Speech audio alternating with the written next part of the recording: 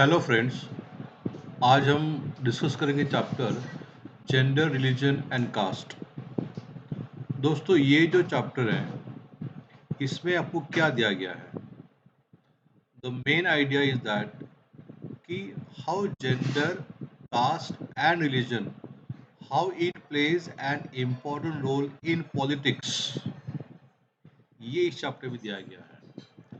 How this three factors, gender that is male female, religion and caste, ये जो तीनों factors है politics में इनका रोल क्या होता है, ये यहाँ पे दिया गया है। Okay, so see I will just highlight the points, आपको ये मार्क करना है। These are social differences based on gender, religion and caste. In each case, we look at the nature of this division in India and how it gets expressed in politics. We also ask whether different expressions based on these differences are healthy or otherwise in a democracy. Okay, चलो देखते हैं दोस्तों। तो दोस्तों, हमको first factor बताया गया है जेंडर एंड पॉलिटिक्स। यहाँ पे मतलब what is the role of, mostly what is the role of female in politics, ये दिया गया है। नाउ सी, दोस्तों, I will request and I will appeal all of that whenever when we are discussing the chapter, no, keep the textbook in front of you and whatever line I will tell you to mark, आपको उसको mark करना है for your better understanding, and I will explain the few lines. Let us begin with gender division. This is a form of hierarchical social division seen everywhere, but is rarely recognized in the study of politics. इसका मतलब क्या है दोस्तों? In our country like India, female जो है, women जो है, they have a very little role in politics. Though we had women as a prime minister in our country, but we can't forget that ministers in her cabinet were all male. Okay. However, it is not based on biology but on social expectation and stereotypes. Friends, यहाँ पे हमको तीन words मिलते हैं: biological, social and stereotype. So the meaning of biological is कि male female based on the birth, ये लड़का है, ये लड़की, ये भेदभाव, इसको बोलते हैं biological, based on birth. And sociological का मतलब क्या होता है कि in society girls and boys are treated in a different way. जो फ्रीडम बॉय को मिलता है हमारे सोसाइटी में, उतना फ्रीडम किसी लड़की को नहीं मिलता है. एंड नेक्स्ट इज स्टीरियोटाइप, का मतलब होता है हमारी एक फिक्स हमारा एक फिक्स दृष्टिकोण होता है, हम उसी दृष्टिकोण से गर्ल या बॉय को देखते हैं. Now for example, if any woman is married, तो हम उसको कैसे पहचानते हैं कि उसके माथे पे कुमकुम होता है, गले में मंगलसूत्र होता है, वो साड़ी पहनती है. या दूसरी बात क्या होता है कि घर में अगर खाना बनाना है तो मोस्टली वो कौन बनाता है? A girl or a woman in the family. Yes. Do we expect that man will cook, man will wash the clothes and other things? घर का काम कौन करता है, ये क्या है? हमने ये मतलब मान लिया है, even though woman is going for job, घर का काम उसको ही करना पड़ता है. So we have a fix image about women that we call as stereotype. Okay. The next point is that public and private division. Boys and girls are brought up to believe that the main responsibility of women's housework and bringing up children, yes, बच्चों का जो nourishment है, उनकी जो देखभाल है, वो mainly किसको करनी पड़ती है? वुमेन को ही करनी पड़ती है. This is reflected in sexual division of labor in most families. देखो देखो फ्रेंड, यहाँ पे दिया गया है इन ग्लोसरी में sexual division of labour. Division of labour as per sex, मतलब मेल के लिए अलग काम होते हैं और विमेन के लिए अलग काम होते हैं। फॉर एग्जाम्पल, घर के जितने भी काम है वो कौन करता है? घर की लेडी करती है। और घर के बाहर के काम कौन करते हैं? जेंट्स करते हैं। So that we call as sexual division of labour. See the meaning of this. दोस्तों, आपको ये जो वर्ड्स ये हैं ग्लोसरी में, ये भी आपको याद करना है। इस पे आपको एमसीक्यू क्वेश्चन आ सकते हैं। A system in which all work include inside the home is either done by the women of the family or organized by them through the domestic helpers. Okay? आपने कभी देखा है कि घर का कोई मैन है जो खाना बना रहा है, बर्तन मांज रहा है, कपड़े धो रहा है, ऐसा? तो ये जो काम है ये हमारे सोसाइटी में किसको दिए गए हैं? विमेन को दिए गए हैं। So this we call as sexual division of labor in most families. Women do all work inside the home, such as cooking, cleaning, washing clothes, cleaning, looking after children, etc. And men do all the work outside the home. It is not it is not the men cannot do housework. They simply think that it is for women to attain to these things. Okay? क्योंकि हमारे पुरखों से पहले से यही चला आ रहा है कि घर के जितने भी काम किसको करना पड़ता है? वुमन को ही करना पड़ता है। When the jobs are paid for men, men are ready to take up these works. Most tailors or cooks in hotels are men. लेकिन इसी काम को अगर बाहर पेमेंट मिलता है तो these works are done by the men. Chef है, टेलर्स है, ये जो बाहर they are paid for that. In big hotels जितने भी शेफ होते हैं they all are men. Sometimes ladies के जो कपड़े होते हैं that is also stitch by the gents tailor because he is paid for that. Okay. Similarly, it is not that women do not work outside their home. In villages, women fetch water, collect fuel and work in the.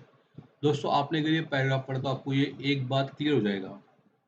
As far as work is concerned, discrimination is done against women. Even though woman is doing the housework, she is not paid for that. Her work is not recognized and valued and not even appreciated.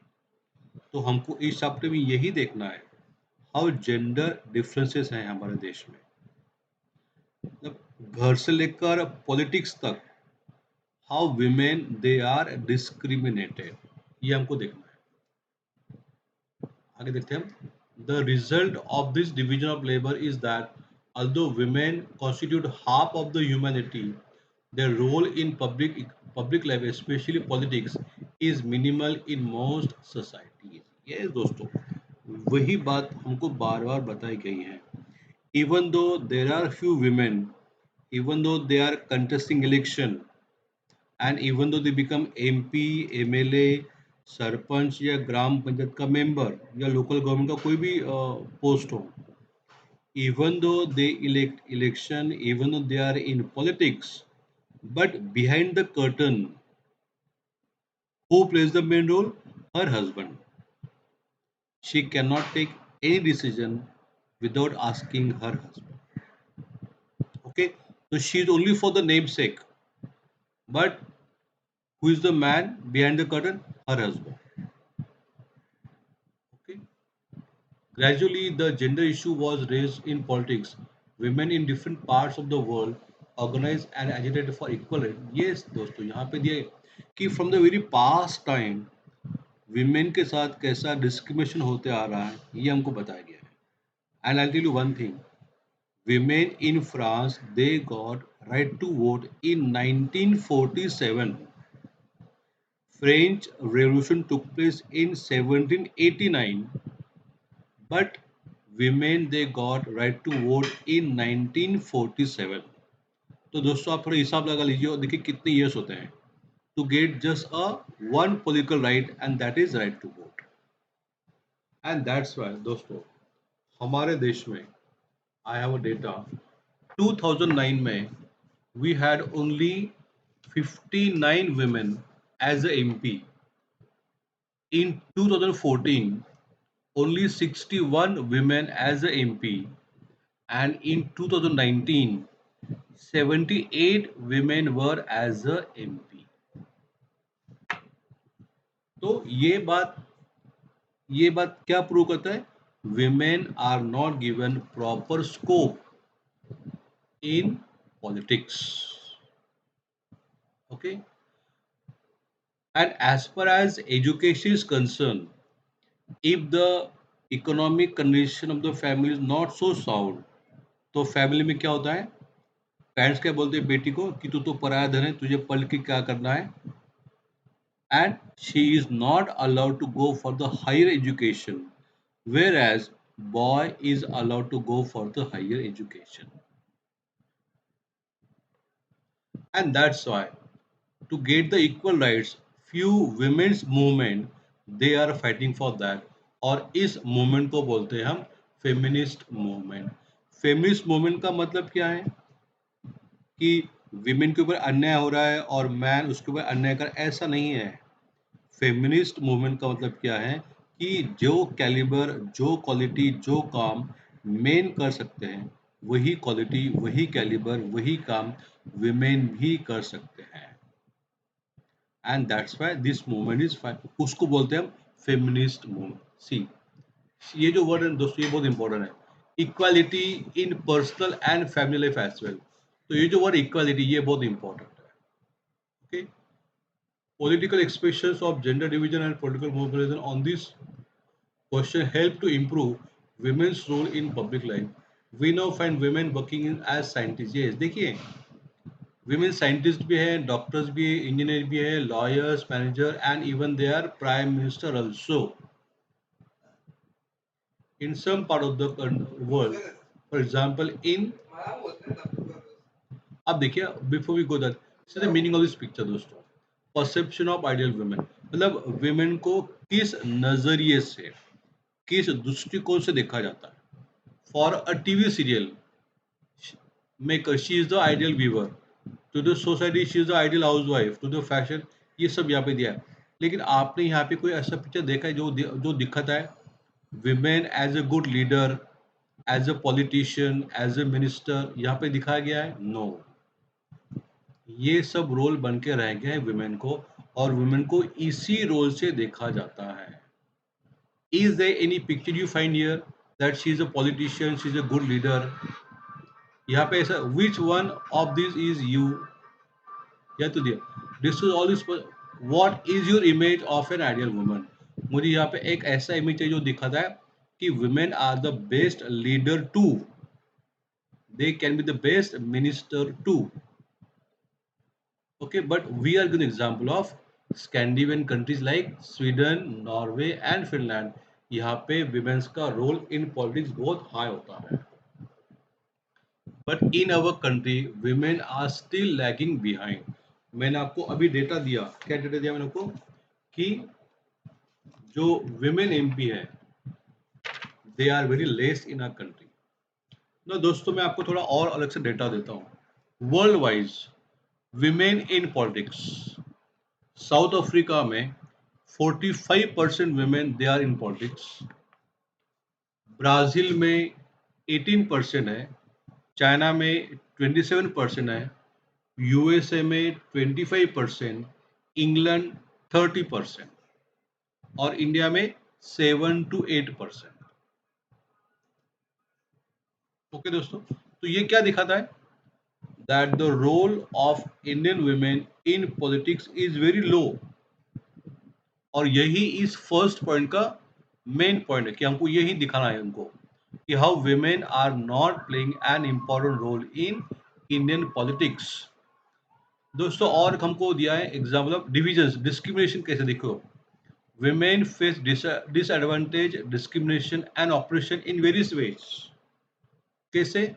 C the education, literacy rate women का कितना है? 54%, where as कितना है main का? 76%. Second point क्या दिया है? Proportion of girls students of higher years. और इसमें क्या होता है? फॉर हायर एजुकेशन बहुत ही कम गर्ल जाती हैं, otherwise only boys allowed to go for the higher education. Whereas It is my observation in most of the school colleges, toppers are maximum girls, but boys are only allowed to go for the higher education. See, up there, but they drop out because parents prefer to spend their resources for their boys and not the girl. So ये first discrimination है कौन सा education का. Now next क्या है? Know the proportion of women among the highly paid. Yes, जो job man कर सकता है वही जॉब women भी कर सकती हैं. But in other, for example, in agriculture and I think in private sector, women are discriminated as far as salary is concerned. Indian women works one more hour than an average man every day, yet much of her work is not paid and therefore often valued. तो दोस्तों education के बाद दूसरा point कौन सा है discrimination का salary she is not given the equal salary और the salary she deserve the Equal Wages Act provides that equal wages should be paid to equal work. However, in almost all areas of work, from sports and cinema to fact, yes, देखो, even though in film industries, highly paid actor कौन होते हैं? Mostly they are male. Female are not paid that much जितना किसी male actor को payment मिलता है. From sports and cinema to factories and fields, women are paid less than men even when both do exactly the same work. Okay, so education के बाद salary का point होता है discrimination के लिए. In many parts of India, parents prefer to have sons. Yes, as far as the birth of the boy and girl is concerned, maximum parents they prefer that they should have boy as a child. And that's Y six six ratio में भी girls का number बहुत ही कम है compare to boys. देखिए दोस्तों मैं आपको ये एडवाइस दूंगा कि अगर आपको ये क्वेश्चन था जेंडर डिफरेंस का तो ये जो डेटा दिया है सेक्स रेशियो का 800 नो या ये देखो स्टेट वाइज तो इसका अगर आप रेफरेंस दिए देंगे आपके आंसर में तो it will become very rich answer. Okay, now next after education, after salary, after the sex ratio. See the आप ये लाइन मार्क किया दोस्तों. Such sex selective abortion led to a decline in child sex ratio. Number of girl children per thousand boys in the country. Okay. As the map shows, this ratio has fallen below 850 or even 800 in some places. मतलब 1000 boys के पीछे कितनी girls है 850 और 800 या उससे और कम. These are reports of various kinds of harassment. Yes, job के जगह में girls and women they are harassed, they are exploited और वायलेंस भी उनके साथ बहुत ज़्यादा होता है.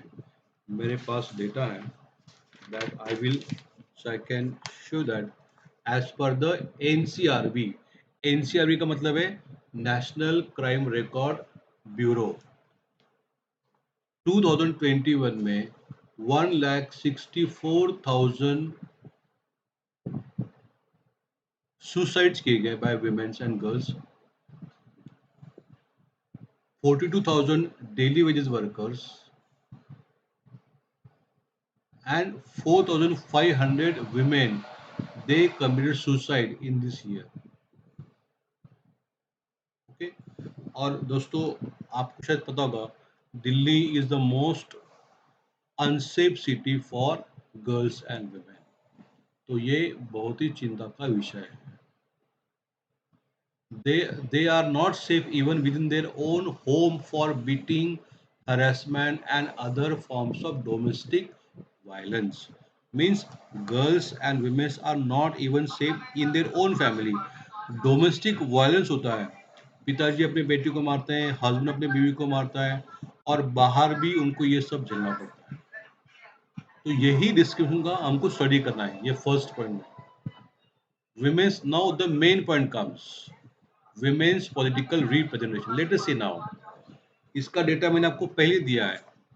क्या दिया मैंने कि in 2009 59 women were MP in parliament out of 543. In 2014, only 61 women were member of parliament and in 19 कितने थे 78. अब दोस्तों हमको देखना है कि 23 का जब इलेक्शन होगा 24 का जब इलेक्शन होगा तब हमको देखना है कि 78 से ये फिगर कितना बढ़ता है या कम होता है. Okay, so now I will go to the main point. In India, the proportion of women in legislature has been very low. For example, the percentage of elected women members in Lok Sabha has never reached even 10% of its total strength. देखिए जो हमारे लोकसभा का strength है 542-43. आप इसका कल देखिए कितना होता है 50 और 10%, 54-53. So out of 543, not even 10% women are given the representation in Lok Sabha. The share in the state assembly is less than 5%. लोक सभा में 10% से कम है, स्टेट विधानसभा में 5 से भी और कम है. In this respect, India is among the bottom group of nations in the world. India is behind the average for several developing countries of Africa and Latin America. In the government, cabinets are largely all male, even when a woman becomes the chief minister or the prime minister. दोस्तों मैंने आपको यही point पहले बताया था कि हमारे India की प्राइम मिनिस्टर रह चुकी एक वुमन जिनका नाम है Indira Gandhi ji. So even though she was a prime minister, but other minister in her cabinet were maximum gents. Now, Mamata Banerjee is the chief minister of West Bengal, लेकिन उनके मंत्रिमंडल में जितने भी मिनिस्टर्स है वो कौन है मैक्सिमम ऑल मेल आ गए. तो विमेन को जितना प्लेस मिलना चाहिए रिप्रेजेंटेशन मिलना चाहिए उतना नहीं मिलता है. और as per as political representation is concern we are at the bottom of even the some developing nation. देखिए यहाँ पे दिया है इंडिया का कितना है 8.3. देखिए अरब स्टेट का कितना है 82, 83. हमसे ज़्यादा किसका है America, Nordic countries, Asia Pacific, South Asia. Okay, so दोस्तों हमने क्या देखा, we are talking about discrimination. हमने क्या क्या देखा पहले, education, salary, then sex ratio, and then now we're talking about the political representation. One way to solve this problem is to make it legally binding to have a fair proportion of women in the elected bodies. Yes. Now दोस्तों the bill has been passed. वो bill क्या है, that 33% seats in the Lok Sabha should be reserved for the women. Okay, अब ये bill pass हो गया है. Now let us see. उसके बाद दोस्तों आपको और एक पॉइंट ध्यान में रखना है, इन पंचायती राज और in the local government 1/3 seats in the local government are reserved for women. There are few states like Maharashtra जहाँ पे 50% seats are reserved for women. Okay. Now, where women's organization and activists have been demanding a similar reservation of at least 1/3 of seats in the Lok Sabha. Okay. Gender division is an example that some form of social division need to be expressed in politics. This also shows that disadvantaged groups do benefit when social division becomes a political issue. Do you think that women could have made the gains we noted above if their unequal treatment was not? Yes. दोस्तों तो ये जो last point है उसका meaning क्या होता है दोस्तों, कि जिनके ऊपर अन्याय हुआ है, जिनको इक्वल रिप्रेजेंटेशन नहीं मिला है, if they are not allowed to express in the politics, so they will not get their share. और इसका आंसर क्या है, do you think that women could have made the gains we noted above if there? Yes. ये दोस्तों इसका answer है नहीं मिलता. क्यों नहीं मिलता, if this point would have not raised in the politics. जब तक गवर्नमेंट को ये पता नहीं चलेगा कि womens are not getting the equal share, तब तक गवर्नमेंट कैसा उनको शेयर देंगी। जब तक बच्चा नहीं रोता है तब तक माँ भी उसकी तरफ ध्यान नहीं देती है। तो ये गवर्नमेंट को हमको चिल्ला चिल्ला कर बोलना पड़ेगा that women are not given the equal representation in politics, and that's why they should be given the equal representation in politics। और आज जो कुछ भी मिला है वुमेन्स को, वो उनके मूवमेंट्स के थ्रू मिला है। They have raise their voice, they have done the demonstration, no, and that's why whatever they have got they are getting right now। But इसके ऊपर इनको रुकना नहीं, they should get more for that. Okay, तो दोस्तों हमने ये जो फर्स्ट पॉइंट देखा है, this is all about the gender discrimination, that how women are discriminated in our country and on what issues। ये इसका मेन पॉइंट है।